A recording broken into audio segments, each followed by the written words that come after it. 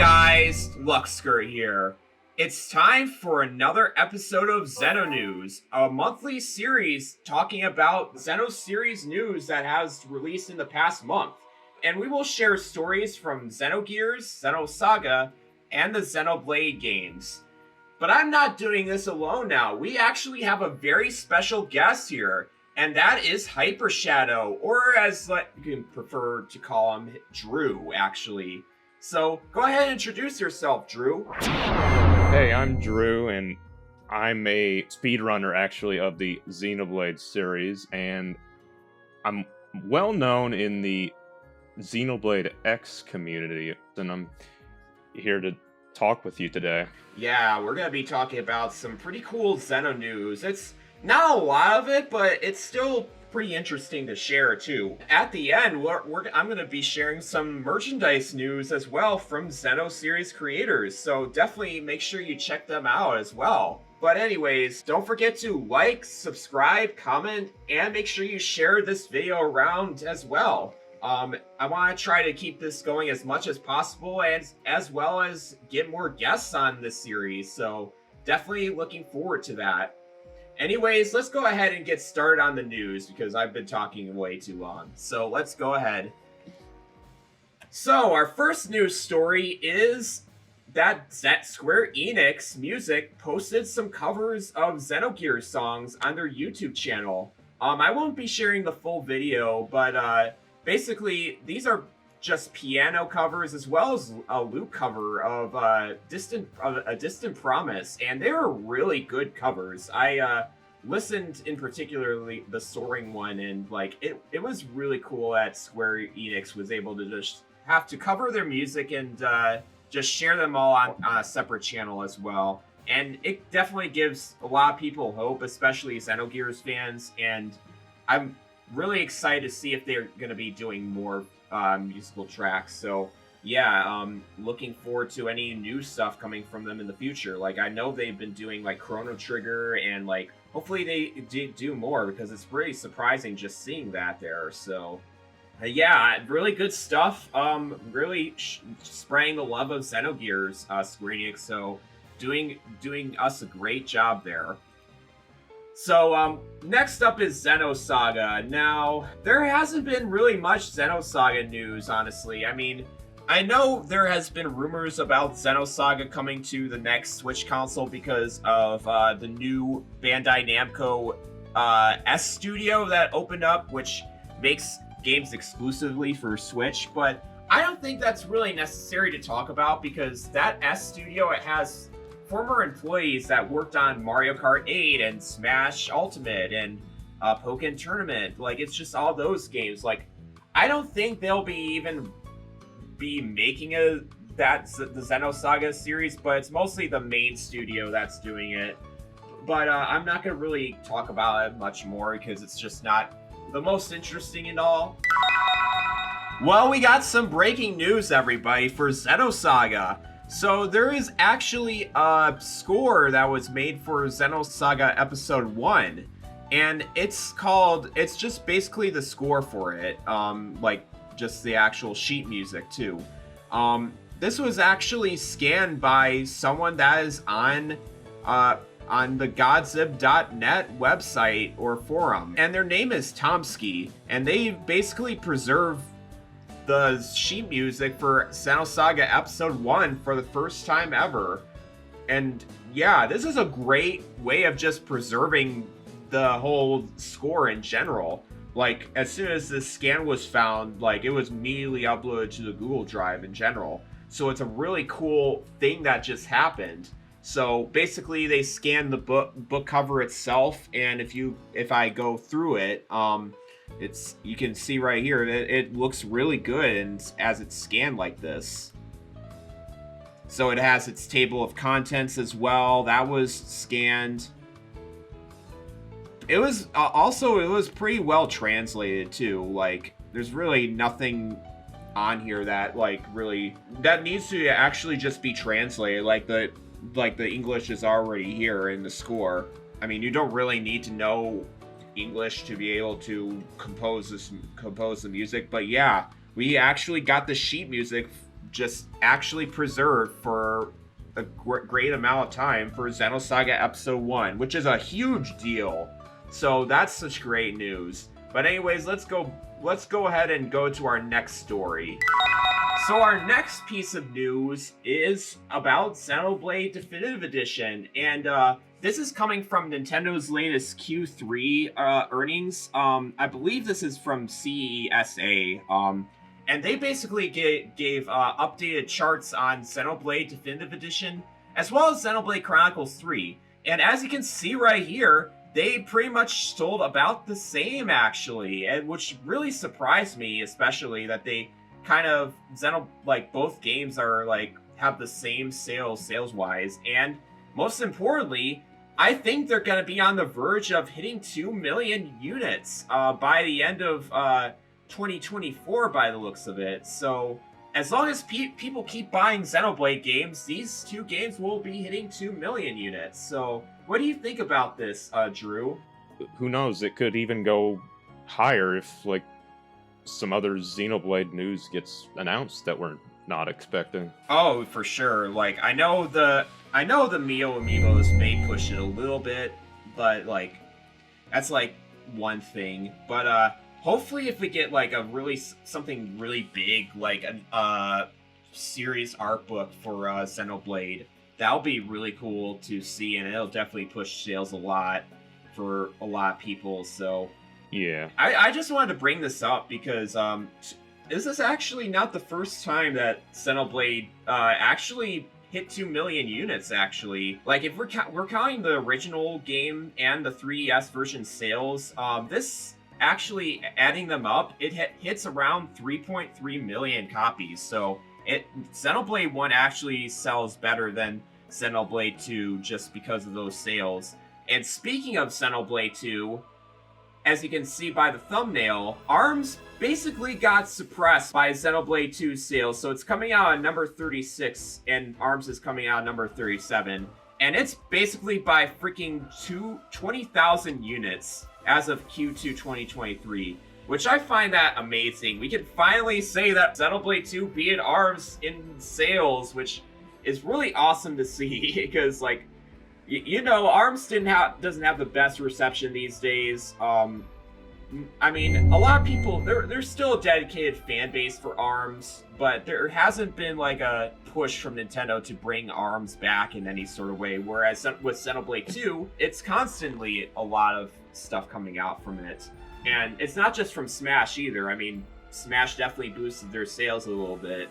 But I think just Xenoblade 2 in general actually is just such a much more quality game than ARMS is, and I don't know if it will pass 3 million units within the next year, but it'll definitely be hit at least 2.8 million units by the time the Switch is out the door, and with the new Switch revision. So what do you think about ARMS' demise in the sales charts, Drew? What do you think about that? Well, I never personally played ARMS, but yeah, I feel for those that did play ARMS, I feel it was something that might have been cool at the time of release, but it's sort of just the hype for it just died down as other games released. Oh, for sure. Yeah, it's pretty awesome to see Xenoblade 2 still going strong.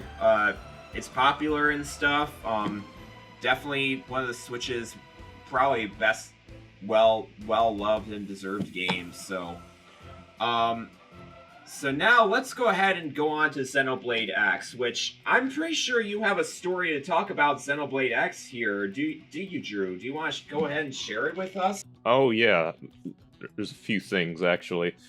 The big thing is in April, according to both Nintendo of America and Japan and everywhere else, they are shutting down the Wii U and 3DS Online, which means it's not looking good for Xenoblade X Online. Which I talked about in the latest Sound News video, but we wanted to touch more detail on the whole what we need to get done and how to actually make players get back to playing Xenoblade X again. Several achievements will either be almost impossible to get or impossible to get, as well as several pieces of gear being either unobtainable or you having to use like mods to get it, which the average player, of course, isn't going to do. We actually have a online checklist in development. I think it's fine for the most part. There might be a couple instances that are still needing to be edited, but yeah, so basically you have all your achievements relating to online, which relate to from winning treasure deals to delivering the final blow on a global nemesis, etc., etc. Then you have holofigures, which include about, I think only 1 or 2 holofigures will become inaccessible. So you don't really need to worry about those too much. But yeah, those are still somewhat of a concern. A few materials will become unavailable as well. It's mainly the materials from global nemesises, such as Guardians, Skull, Left Wing, Right Wing, etc., etc. But I think the most important thing to take note of from the online shutting down is if you start a new save, let's say after April, you will have to wait until you get 100% survey in order to use an Ares 90. Yeah.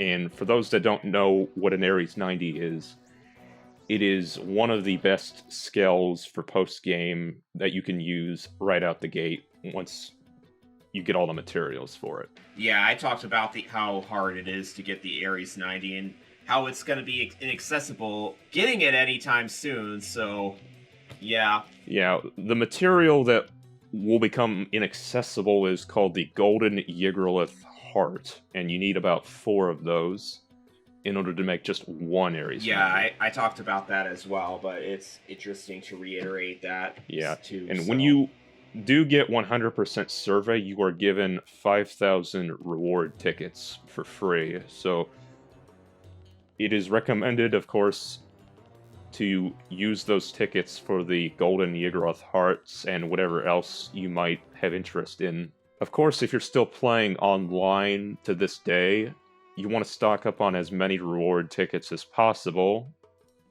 because those will be in a limited supply.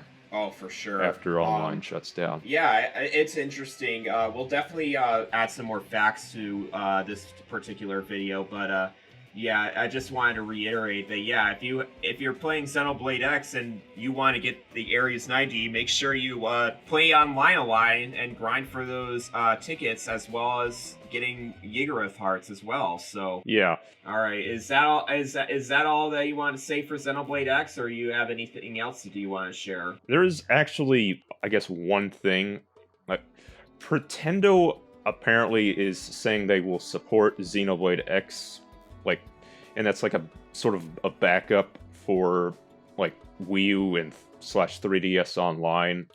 How they will support it is beyond most of our understandings, but they also want to support like speedrun categories and stuff, and there is an entire speedrun category that will be affected by the shutting down of online, which I'm actually a runner of this category, and it's sad to see, well, the date coming up so quickly. Yeah, I mean, that's really sad though that it'll just go away, and like it's all those memories that you build up with just having the online be there, and just it all just going away, you know? It's just so sad.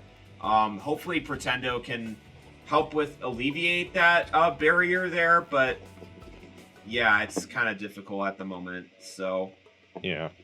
I know that they are working on it, but stuff like that is going to just take a long time regardless, so. But yeah, I think that's about it that you wanted to say, so let's go ahead and go on to Xenoblade 3 news, which is the Mio scale figure being shown off at Autumn 1 Hobby 2023. And this has been shown off by AmiAmi's Twitter page, and that's basically what it's showing up right here as. But basically the main difference between like the original version that we saw, I believe, a couple months ago, is that the stand here is different. It actually has a symbol on here, which represents the Zephyr class of Mio's class, which is really cool to see. It's an interesting base as well to actually show, and if like Uni or Senna gets figures like this, it'll probably have like a symbol relating to their class as well on the base here, and that's really cool to see. I definitely can't wait to see this painted as well. It'll probably look so much better too, and like I've been seeing a lot of people complain about this figure in particular as well, with them not really caring about the pose and stuff. And it's fine to criticize it a lot, but like I think this pose is pretty cute. What do you think about the figure, Drew? Do you think this looks fine, or is there something? Do you think there's something wrong with it? I think it honestly looks fine. I think, of course, like an improvement, of course, doesn't hurt, but I think it's like just good enough, you know? No, I totally agree on that. I know some people also like lately have criticized Mio's breast size right here, and that's perfectly fine too. But like, I don't know. I think it looks fine. There's nothing particularly wrong with it in general. I just think it's not as like bombastic looking as like Mia's or Melia's figures, but it looks fine. There's nothing wrong with it. So, it's just nice to actually see an update on the stand, which is one of my complaints before, and it looks pretty good. So definitely can't wait to see what it looks like painted coming next year when pre-orders go up. So yeah, but that is all the Xeno news today that I want to share. But I want to go ahead and talk about some merch news as well. So Magpie is a plush creator, and they make some pretty good, well-produced plushes. And lately, they've been making a Laura and a Melia plush. I know you've seen pictures of these on her Twitter account before, and how like just showing it off in general. They are officially on sale as of Black Friday, so definitely consider picking these up. They're not cheap, but they are really they have a really good quality to them. I don't know if you saw pictures of these plushes before, like the Uni and Mio and like the Myth Pyra and Mithra ones especially, but they are really good quality, and a lot of people just really seem to like them. So yeah, definitely consider getting one of these plushes though. What do you think these plushes look good at all, or? I think so. Yeah, I'm not sure like if I would get one, but definitely like if you want merch of some kind, that's a good option. Yeah. I know they're pretty expensive and shipping costs are pretty good, but I feel like it's well worth it getting this, especially. And they get restocked pretty easily at certain times of the year, because Magpie always makes sure to get extras as well, just in case like there's some defects and stuff.